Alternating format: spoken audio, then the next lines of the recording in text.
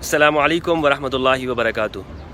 وہاں اندر تھوڑا سا شور ہے مشینوں کا، یہاں میں باہر یہ ویڈیو بنا رہا ہوں۔ یہ ویڈیو اس بارے میں ہے ائمہ اہل البیت علیہم السلام کے جو نام ہے وہ مسجد نبوی کے اندر لکھے ہوئے ہیں، اور آپ اسکرین پہ دیکھ رہے ہوں گے جہاں پہ خلفائے راشدین رضی اللہ عنہم کے نام ہیں، ریاض الجنہ کے جو اوپر کا حصہ ہے، وہیں پر اس ائمہ اہل البیت علیہم السلام کے نام لکھے ہوئے ہیں، سب کے نام لکھے ہوئے ہیں۔ ائمہ اہل البیت علیہم السلام کے نام ہیں امام علی علیہ السلام، امام حسن، امام حسین، امام زین العابدین سید سجاد، امام محمد الباقر، امام جعفر الصادق، امام تقی، امام نقی، امام رضا علیہم السلام، یہ سب کے نام مبارک جو ہیں اسماء گرامی وہ یہاں پہ لکھے ہوئے ہیں۔ تو اس کا مطلب یہ ہے کہ یہ نام جو ہے جو ہمارے ہاں پاکستان میں اگر کسی کے گھر میں لکھے ہوں یا کسی جگہ پہ ہم دیکھ لیں تو ہمارے ہاں سمجھا جاتا ہے کہ یہ کوئی شیعوں کے نام ہے۔ ایسا نہیں ہے بھائی، یہ لوگ جانتے ہیں بھائی اسلام تو یہاں سے آیا نا، ان لوگوں کو معلوم ہے۔ اب یہاں پہ ان ناموں کا ہونا یہ کس بات کی علامت ہے؟ یہ اسی بات کی علامت ہے ان کی اہمیت کی۔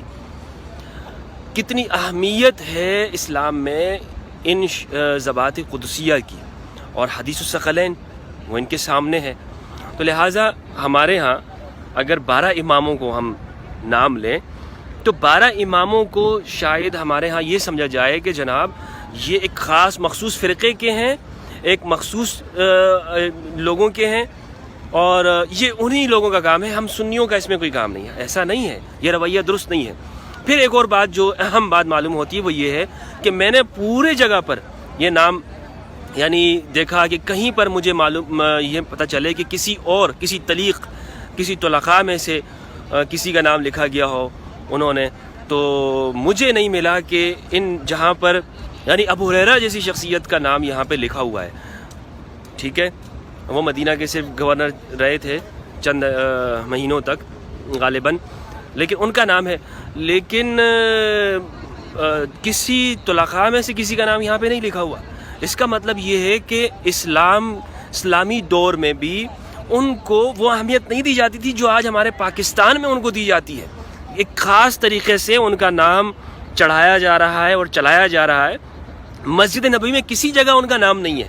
اور دوستو میں یہ آپ کو بتاؤں کہ کہتے ہیں نا کہ اس میں تو کتاب اللہ سے استمساک کہا گیا، بہت سارے علماء اس بات کو مانتے ہیں کہ جی اہل بیت کی عزت اور توقیر ہونی چاہیے، لیکن ان کو واجب الاتباع نہیں مانتے۔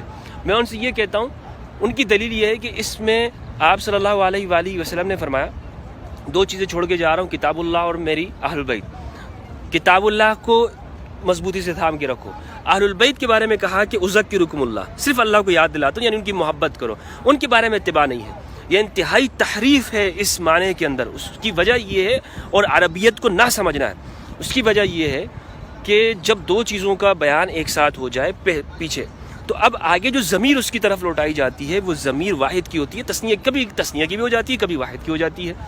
قرآن مجید میں اس کے بہت سارے نظائر موجود ہیں، بہت ساری مثالیں موجود ہیں کہ 2 چیزوں کو ایک ساتھ اس میں ظاہر کی شکل میں بیان کر دیا۔ اب جو آگے جو ضمیر آ رہی ہے تو وہ مضمر کی جانب، یعنی مضمر سے مراد جو اس میں ظاہر ہو، جس کا بیان پہلے ہو چکا ہو، اس کی طرف جو ضمیر عائد ہوگی وہ واحد کی ضمیر ہوتی ہے۔ یہ عربیت کا قاعدہ ہے، اور ادنا سے ادنا جو عربیت کے واقف ہو وہ اس بات کو اس سے لائل نہیں ہوگا۔ لیکن ہمارے ہاں پتہ نہیں مجتہدین اسلام اہل سنت وہ کس طرح سے لائل ہو جاتے ہیں۔ دوسری جو بات ہے وہ یہ ہے کہ اس روایت کو اگر آپ پڑھیں گے تو اس کے الفاظ کیا ہیں؟ اس کے الفاظ یہ ہیں کہ انا تارکم فیکم الثقلین، تم میں 2 گراں قدر چیزیں، 2 بھاری بھرکم چیزیں چھوڑ کے جا رہا ہوں۔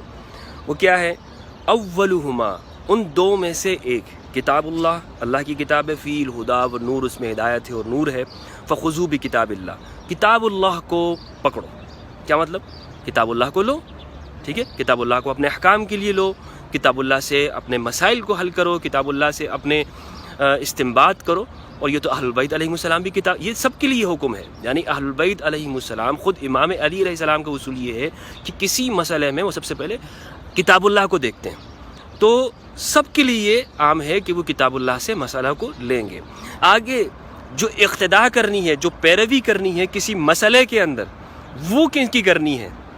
وہ ان کی کرنی ہے جن کو حدیث میں الثقلین کہا ہے۔ آگے پھر آپ صلی اللہ علیہ وآلہ وسلم نے فرمایا اذکرکم اللہ فی اہل بیتی، اذکرکم اللہ فی اہل بیتی، اذکرکم، 3 مرتبہ ارشاد فرمایا۔